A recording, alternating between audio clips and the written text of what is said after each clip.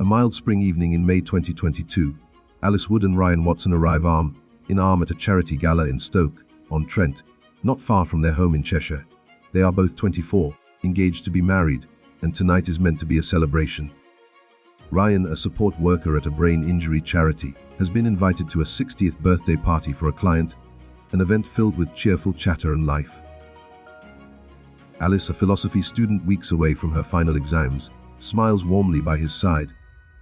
This is their calm before the storm. Under the soft glow of string lights, the couple mingles with friends and colleagues. Ryan is in high spirits, charming, sociable, the life of the table, as one onlooker remarks. Alice watches him with affection. She gently laughs at his corny jokes and clinks her glass to his toasts. In moments like this, their future feels bright, a wedding on the horizon, Alice's acceptance into a prestigious master's program at Cambridge, Ryan thriving in a job helping others. But even on this happy night, subtle undercurrents swirl.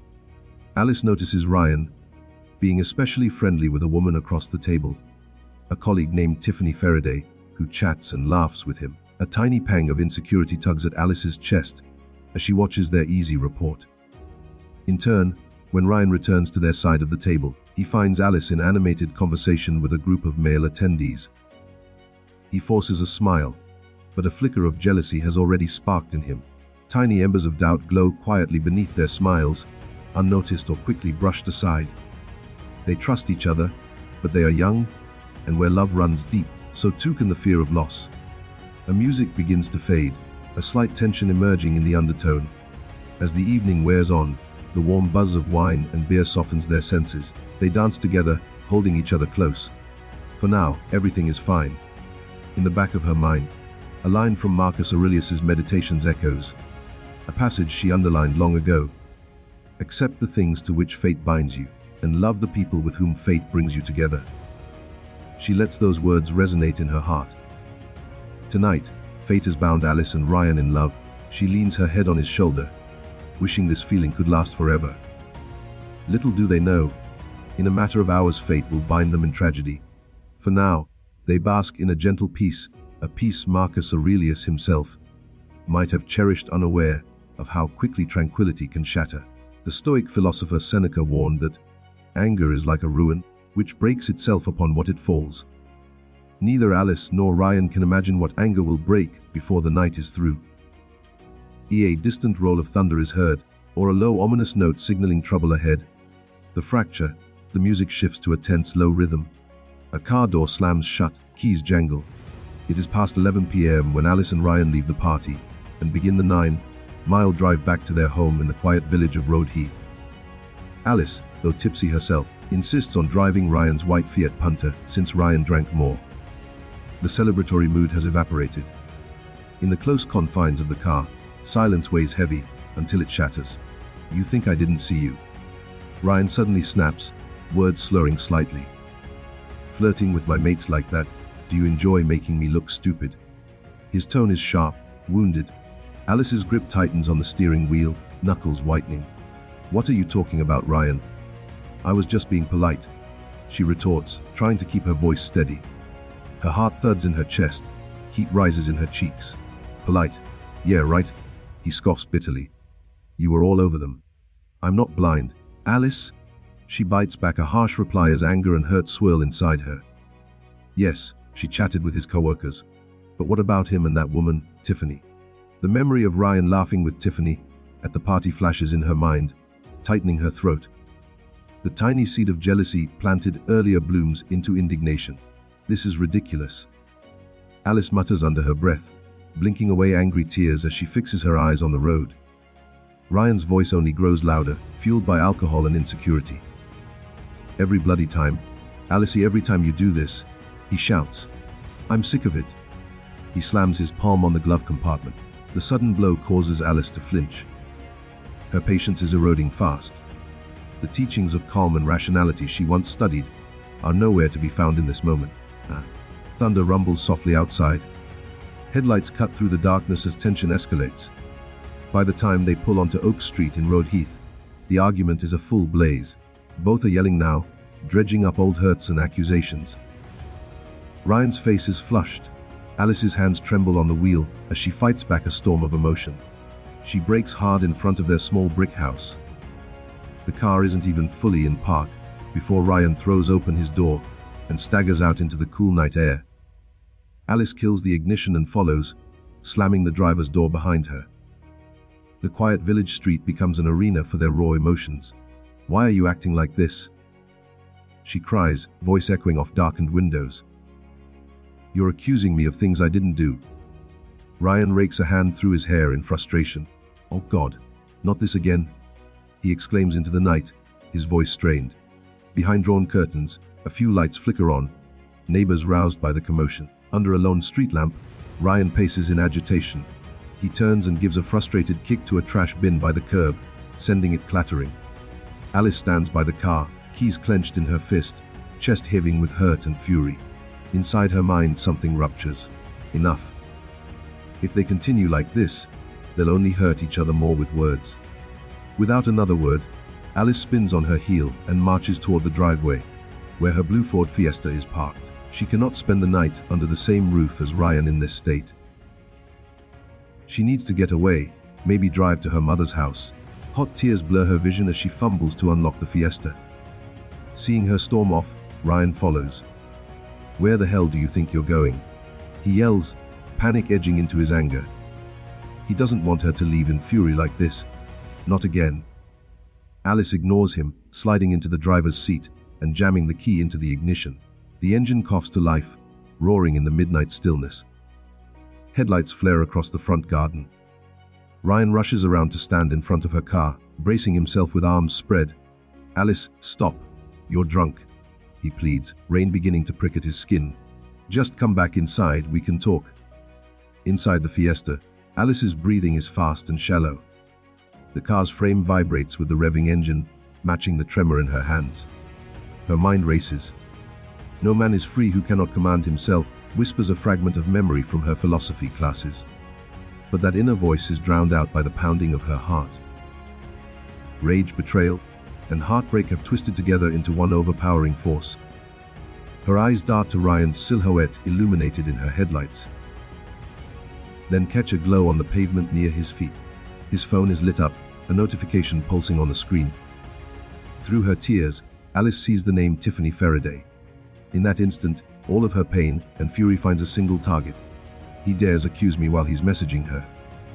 The thought sears through Alice's mind like lightning. A red haze descends over her vision.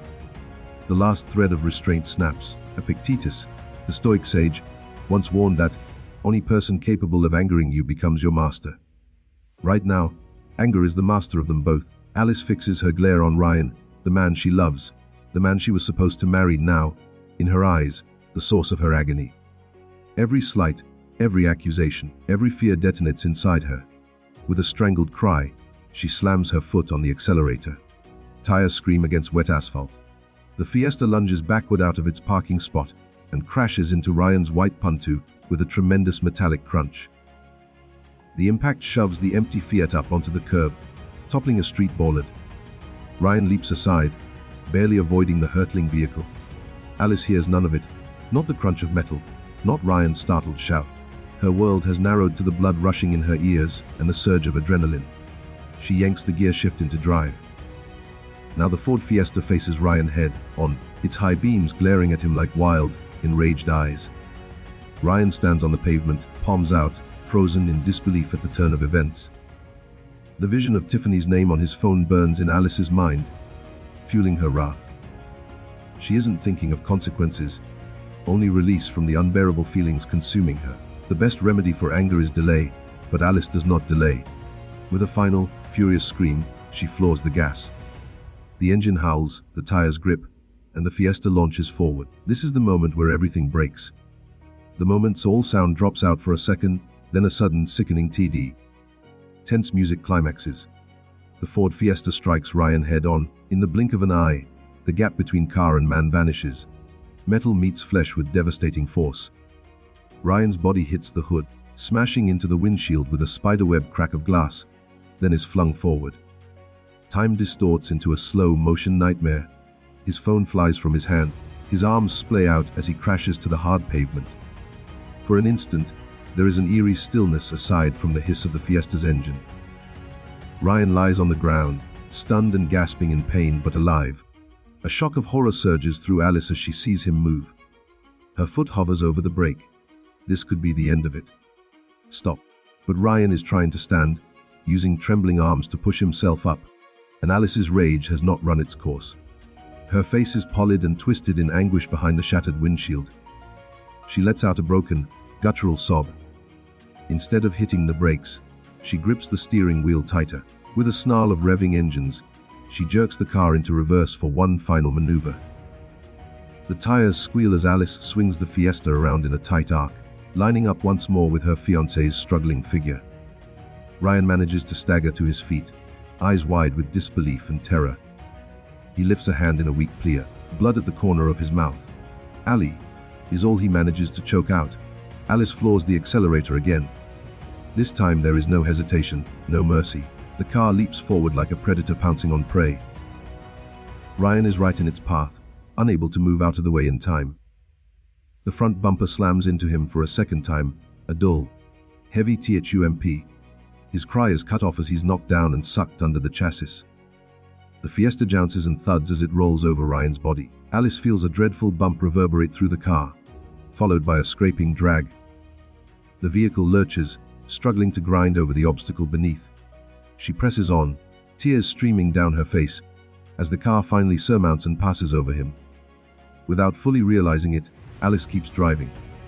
The Fiesta barrels down the dark street, dragging Ryan's helpless form entangled in its undercarriage. A horrific scraping sound trails behind the car. Sparks spit from beneath as metal meets asphalt. Heart pounding and vision blurred, Alice drives on for several agonizing seconds. At last, some sense of reality pierces her red haze. She eases off the accelerator. The car, now near the next cross street, shudders to a halt. For a moment, there is only the patter of rain and the ticking of the car's engine. Alice sits rigid behind the wheel, staring blankly ahead. Her chest heaves. In the silence, the spell of fury begins to break. The adrenaline ebbs, and what she's just done comes crashing down upon her. With a trembling hand, she kills the engine. The night is deathly quiet except for the drumming of rain on metal. She can hear her own pulse in her ears as she dares to look in the rearview mirror. In the red glow of the taillights, she sees a shape pinned underneath the car's chassis. Not moving? No, Alice whimpers. Her voice is small, the sound of a child waking from a nightmare hoping it isn't real. But it is. Ryan is trapped beneath her car, his body motionless half on the road, half under the front axle. Alice fumbles with the door handle and stumbles out into the rain. Her legs nearly buckle beneath her as she rounds the car and finally sees the full horror of the scene. Ryan lies crumpled on the wet pavement, eyes closed, face bloodied and pale. He isn't responding to her choked sobs. "Ryan! Ryan!" Alice drops to her knees beside the car, reaching a shaking hand toward him. She stops short of touching his mangled form, terrified of what she's done. Warm blood mixes with rainwater, trickling in rivulets down the gutter. She can't tell if he's breathing. "Oh God, please, no!" she keens, rocking in panic. A porch light flicks on in a nearby house, then another. Neighbors, drawn by the commotion, crack open their doors to peer out. Alice scrambles up, drenched and desperate, and staggers toward the nearest doorway, a house just on the corner. She bangs on the door frantically. "Help!" she cries out into the darkness, voice breaking. A light comes on in the hallway inside, and after a painful few seconds the door opens a few inches, held on a chain. An elderly man's alarmed eyes meet Alice's. "Please," Alice pleads, rain plastering her hair to her face. "Please, call an ambulance. I think I've run over my boyfriend." Her voice pitches up in panic, barely coherent. Behind her, the Fiesta remains stopped at an odd angle in the road, its headlights cutting a stark white beam through the rain. The neighbor immediately shouts to his wife to phone emergency services. As the door shuts so they can make the call, Alice staggers back to her car and to Ryan. She sinks down onto the curb near his body, covering her mouth with trembling hands.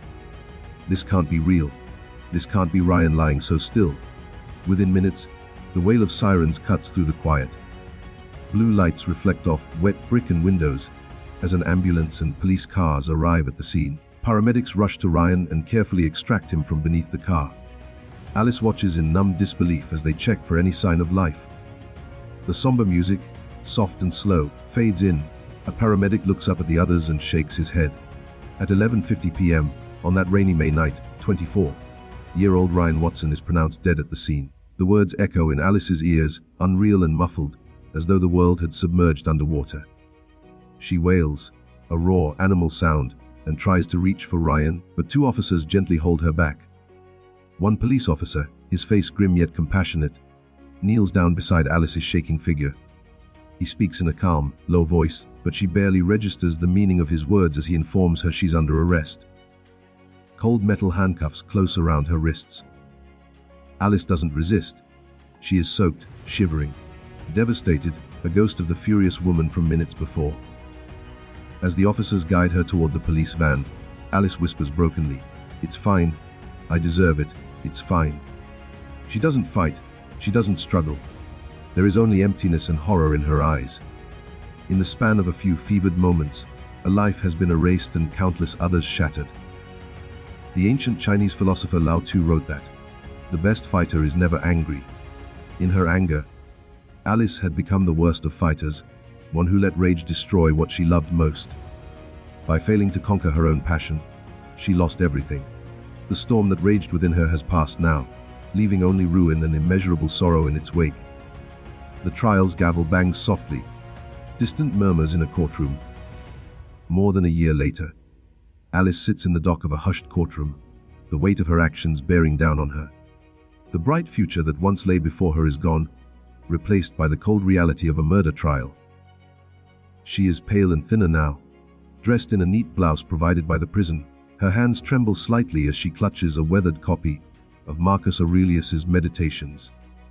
Throughout the 3-week trial, every painful detail of that night is laid bare. Prosecutors play the grainy CCTV footage frame by frame, the blue Ford Fiesta lunging at Ryan, the desperate scramble, the final fatal impact. Gasps ripple through the court as the video shows the car dragging Ryan's body down the road. Jurors avert their eyes. Ryan's mother weeps into a tissue, comforted by family at her side. Alice cannot bear to look at the screen. She bows her head, tears slipping down her cheeks. When she takes the stand in her own defense, Alice's voice quavers. Through sobs, she insists that it was a tragic accident. "I didn't mean to hurt him. I didn't even know he was under the car," she cries, face wet with tears. She recounts her version. She had only wanted to scare Ryan so he'd let her leave, and panicked when she realized he'd been hit. Her lawyer emphasizes her remorse, her clean record, her accomplishments as a student, painting a picture of someone who snapped under emotional distress. Not a cold-blooded killer, but under cross-examination, the facade of accident begins to crack. The prosecutor's questions are razor-sharp. Why did she steer toward him not once, not twice, but 3 times? Why continue driving over 100 meters with him trapped beneath, if she didn't realize what had happened? Confronted with these questions, and the damning footage of her car's deliberate movements, Alice can only sob, repeatedly whispering, "I'm sorry, I was scared, I'm so sorry." In the gallery, Ryan's family watches with grief and anger. To them, Alice's apologies ring hollow. They sat through the entire trial, forced to relive the horror of Ryan's final moments. In a victim impact statement, Ryan's father tells the court, voice breaking, that they had loved Alice like family, and that Ryan trusted her completely. That trust was repaid with betrayal and violence. He says, choking back tears, "No sentence will bring our boy back." His words hang in the air, a sobering reminder of the human cost of Alice's actions. After days of testimony and evidence, the moment of judgment arrives. The courtroom holds its breath as the foreman of the jury stands to deliver the verdict. Guilty. Alice sways in her seat as the word lands like a blow. A small, stifled cry escapes her lips. She covers her face with her hands, shoulders shaking, as her mother wails softly from the public gallery behind her. A week later, at the sentencing hearing, Alice stands to hear her fate. The judge's voice is stern and clear as he declares her crime a senseless and deliberate act of violence. He acknowledges her academic achievements and potential, but emphasizes that none of that excuses what she did. Prison may be hard for you, Alice Wood, he says, looking down at her over his glasses. But you have only yourself to blame for the situation you now find yourself in. He then pronounces the sentence life imprisonment, with a minimum of 18 years to be served. Alice closes her eyes as the sentence is read. 18 years, an entire young adulthood, and possibly more, depending on parole. In that moment she finally grasps the full magnitude of what she has done. Marcus Aurelius wrote that, "How much more grievous are the consequences of anger than the causes of it." Now, standing in that courtroom, Alice feels the truth of those words in her very soul. The cause of her fury on that fateful night seems trivial, almost meaningless, a fleeting, jealous argument.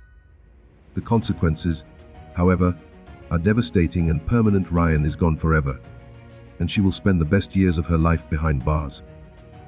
As the judge's gavel falls and court adjourns, the silence is heavy. Alice is led out of the dock in handcuffs, past the rows of faces, some tearful, some steeled in resentment.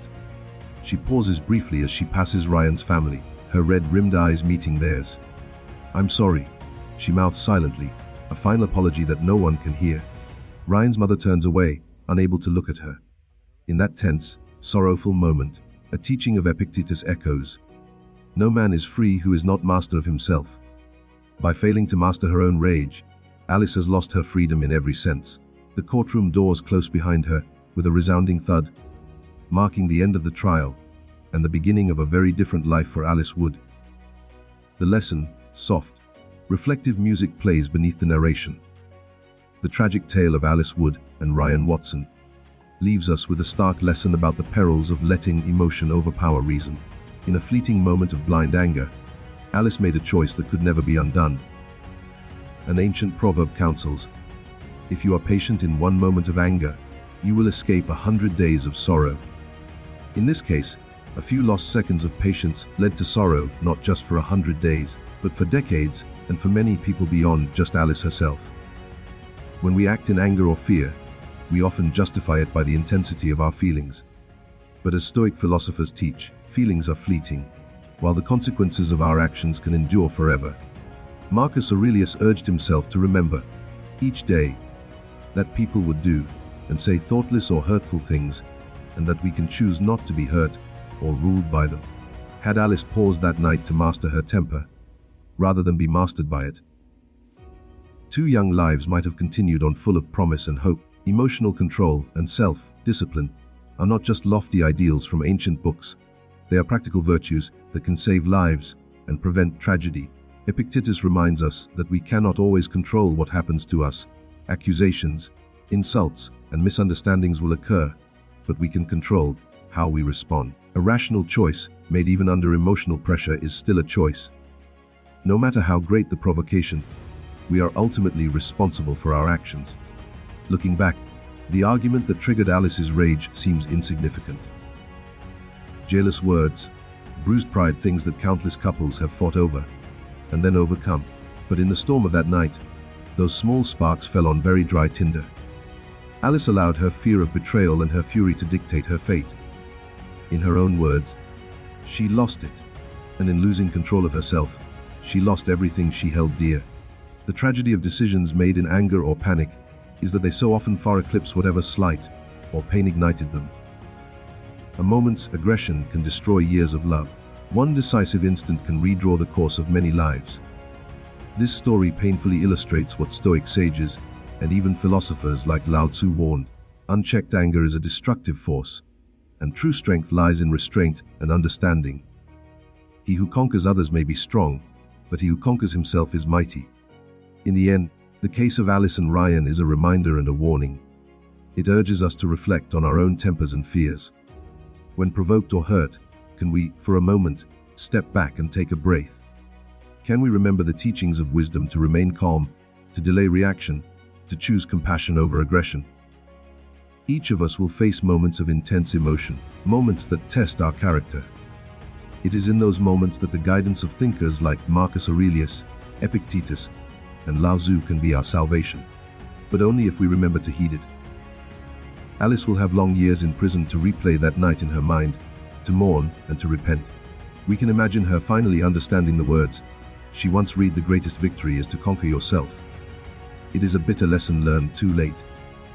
But for us, hearing this story now, there is an opportunity to learn it in time. May we all strive to meet anger with composure, fear with courage, and hurt with wisdom before we cross a point of no return. The music gently fades out, ending on a contemplative, silent beat.